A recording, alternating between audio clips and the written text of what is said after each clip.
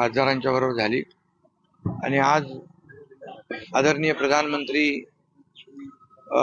नरेंद्र मोदी साहेबांना देखील भेटलो आणि त्यांच्याशी देखील महाराष्ट्रातल्या अनेक विषयावर देखील चर्चा झाली. अतिशय सकारात्मक चर्चा झालेली आहे आणि मी अधिवेशन सुरू असलं की येत असतो, त्यामुळे आज तशाच प्रकारची ही भेट होती, सदिच्छा भेट होती. तुम्ही दिल्लीत येणार असले की अनेकांना टीका करावीशी वाटते तुमच्या दिल्ली दौऱ्यावर. दिल्लीमध्ये आपले खासदार आहेत, अधिवेशन आहे, त्यामुळे कोण टीका करतंय कोण काय बोलतंय यापेक्षा मला काय करायचं ते मी करत असतो. आणि या दरम्यान मोदी साहेबांना देखील भेट झाली त्यांची, त्यामुळे विरोधक नेहमी त्यांचं काम करत असतात टीका करण्याचं. मी माझं काम करत असतो टीकेला कामाने उत्तर देण्याचं. त्यामुळे मला कोण काय बोलतंय कोण कुठल्या अँगलने पाहतंय याचा काही मी त्याचा विचार इराण इस्रायल युद्ध चालू आहे त्या अनुषंगाने काही चर्चा झालेली आहे का? कारण तुम्ही काल खासदारांना सूचना दिलेल्या होत्या की या काळामध्ये आपण देशाच्या सोबत आहोत अशा सूचना काल दिल्या. काही लोकांना घेऊन आले त्यावेळेची परिस्थिती नक्की काय होती याच्यावर काही चर्चा झाली? मोदी साहेबांच्या बरोबर हे मी बोललो की हे इराण इराक जे युद्ध सुरू आहे या पार्श्वभूमीवर देशातल्या सगळ्यांनीच एकसंघ राहिलं पाहिजे आणि म्हणून एनडीएतले आम्ही घटक आहोत महत्वाचे आणि त्यामुळे एनडीए संपूर्णपणे प्रधानमंत्री मोदीजी आणि देशाच्या पाठीशी आहे. तशी शिवसेना देखील पूर्णपणे प्रधानमंत्री महोदयांच्या पाठीशी आहे. अशा प्रकारचं देखील या ठिकाणी मी त्यांना बोललो.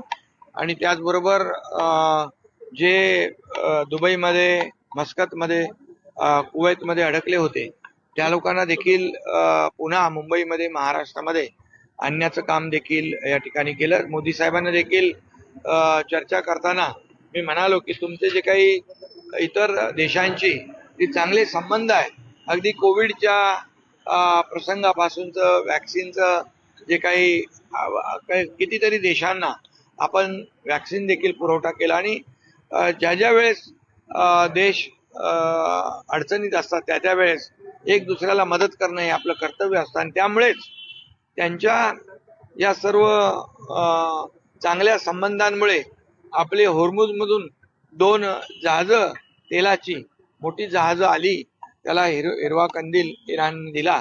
या बाबतीत देखील मोदीजींशी बोललो मी की आपल्या चांगल्या रिलेशनमुळेच हे सगळ्या गोष्टी शक्य होत आहेत आणि त्यामुळे अनेक अशा विषयांवर चर्चा झालेली आहे. ओम बिर्ला यांच्यासोबत भेट झालेली आहे. आताचा अविश्वास प्रस्ताव गेला होता तो प्रस्ताव. ओम बिर्ला जी पण मला भेटले तिकडे, मी त्यांना जाऊन भेटलो त्यांच्या दालनामध्ये. त्यांनी देखील चांगली चर्चा केली. शिखांना त्यांनी काल सांगितलं होतं की आले की आम्ही भेटूया आणि ओम बिर्लाजी पण भेटले. त्याचबरोबर तिथे काही मंत्री देखील होते, तेही मंत्री किरण रिजिजू होते, पियुष गोयल होते आणि आणखी काही त्या आणि 4-5 किरण रिजिजू यांनी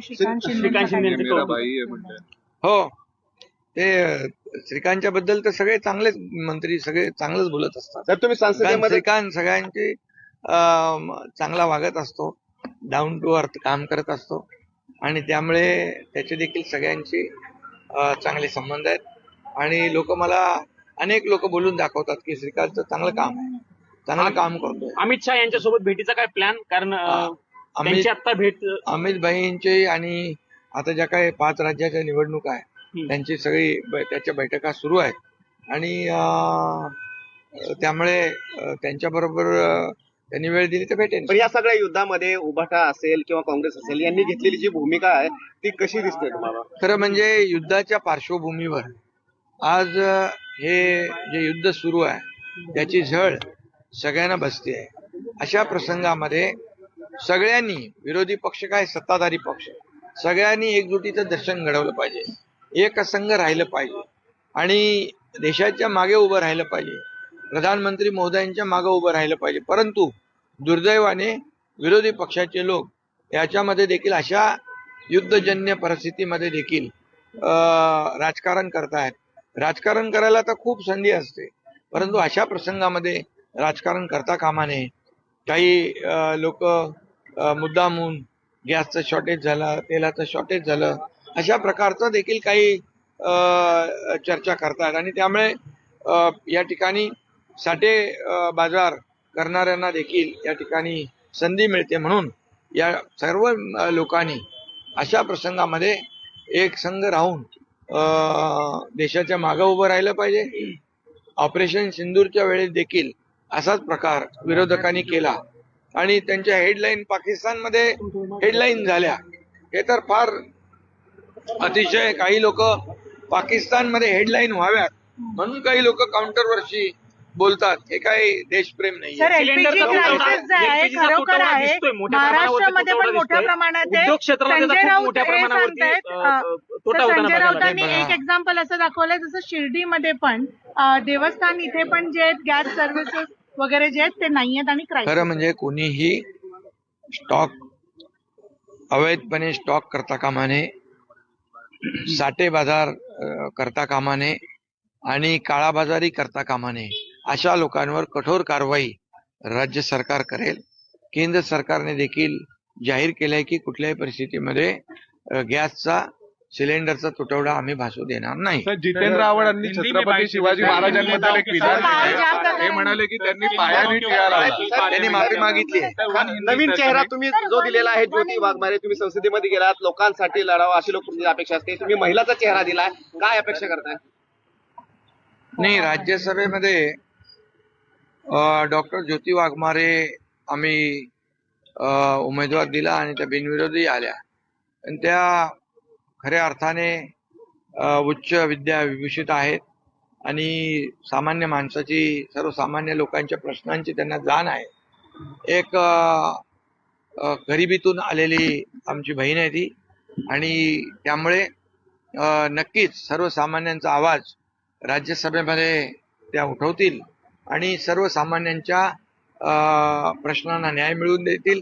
ते प्रश्न राज्यस्तरावरचे असतील किंवा राष्ट्रीय स्तरावरचे असतील. त्यामुळे जे आम्ही शिवसेनेने निवड केलेली आहे ती त्याला ते खऱ्या उतरतील आणि जो विश्वास व्यक्त केलेला आहे तो सार्थ करतील. तुम्ही शरद पवारांना हेल्प केलेलं राज्यसभेच्या सीटसाठी आणि असंच हेल्प आता उद्धव ठाकरे यांना पण पाहिजेच नाही तर ते तुम्हाला कॉल करावं असं सांगितलं गेलेलं विधानसभेसाठी. विधान परिषद राज्यसभा ही निवडणूक होऊन गेलेली आहे. आता विधान परिषद येईल निवडणूक, तेव्हा पाहू. सर, 5 राज्यांच्या निवडणुका होणार आहेत. आता पक्षाची भूमिका काय असणार आहे? कारण एनडीएचा घटक 5 राज्यांमध्ये प्रधानमंत्री मोदी साहेबांनी 2014 पासून केलेलं जे काम आहे त्या कामाचा प्रत्येक राज्याला फायदा झालेला आहे डेव्हलपमेंटसाठी आणि त्यामुळे डेव्हलपमेंट हाच मोदीजींचा अजेंडा आहे आणि याचा फायदा या 5ही राज्याच्या निवडणुकांमध्ये एनडीएला, भारतीय जनता पक्षाला होईल आणि एनडीएचं खूप चांगलं यश एनडीएला मिळेल. तर आता शिवसेनेची आज पार्लियामेंट में आज आपकी नेताओं के साथ बैठक हुई है.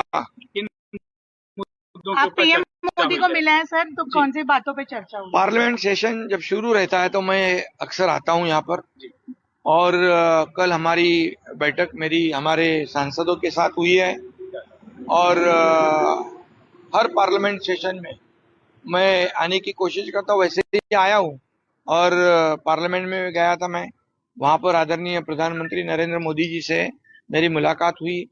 कई महाराष्ट्र के विषय पर भी चर्चा हुई, कई बारे में चर्चा हुई, अच्छी चर्चा हुई है और निश्चित रूप से ये इस बार जो माहौल है जो ईरान इजराइल का उसमें हम सब मिलकर प्रधानमंत्री जी के साथ खड़ा होना आवश्यक है.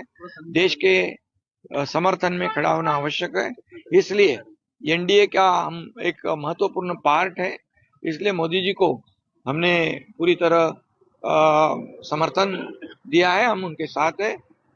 लेकिन कई विपक्ष लोग अभी इस ऐसे युद्धजन्य परिस्थिति में जो प्रधानमंत्री जी के बारे में, अपने देश के बारे में गलत अफवाहें फैलाते हैं, गलत आरोप लगाते हैं, तो ये दुर्भाग्यपूर्ण है। उसकी निंदा करनी चाहिए, क्योंकि राजनीति करना तो उसके लिए कई मौके होते हैं, लेकिन ऐसे परिस्थिति में जब देश गुजरता है, जहाँ आज ऐसी परिस्थिति है, जो ईरान इजराइल का युद्ध शुरू है, उस ऐसे परिस्थिति में अपने देश के बारे में गलत सलत बोलना ये देश प्रेम नहीं है, ये देश भक्ति नहीं है। राहुल गांधी और उद्धव अगर ठाकरे बाला दोनों साहब ठाकरे विदेश होते तो नीति क्या के बोलते ऊपर हैं ऐसी सवाल उठा सिचुएशन रहे में? हैं। सर, कह रहे हैं कि बाला राजनीतिक साहब विफलता ठाकरे रही जी है। पूरे देशभक्त थे, राष्ट्रभक्त थे, नेशन फर्स्ट वाले बाला साहब ठाकरे जी थे। पहले राष्ट्र, पहले देश, और उसके बाद में फिर बाकी पॉलिटिक्स। तो हम बाला साहब ठाकरे जी के विचार को आगे बढ़ा रहे हैं, और ऐसे समय में हमें प्रधानमंत्री जी के साथ, देश के साथ पूरे कंधे से कंधा मिलाकर खड़ा होना चाहिए। विपक्ष को भी मेरी विनती है कि ऐसे समय पर राजनीति करना उचित नहीं है। कई अफवाहें फैल रही हैं कि क्राइसिस है एलपीजी का, महाराष्ट्र में क्या स्थिति है? देखिए, राज्य सरकार भी कोई आर्टिफिशियल क्राइसिस अगर करता है, आर्टिफिशियल शॉर्टेज अगर करता है, कोई इलीगल स्टॉक रखता है, तो उसके ऊपर कड़ी कार्रवाई राज्य सरकार करेगी। केंद्र सरकार ने भी कहा है कि ये गैस सिलेंडर ये जो है, इसका कहीं पर भी शॉर्टेज हम नहीं होने देंगे, उसका नियोजन सही ढंग से करेंगे, तो निश्चित रूप से आम जनता को घबराने की आवश्यकता नहीं है। अजित पवार के मसले पर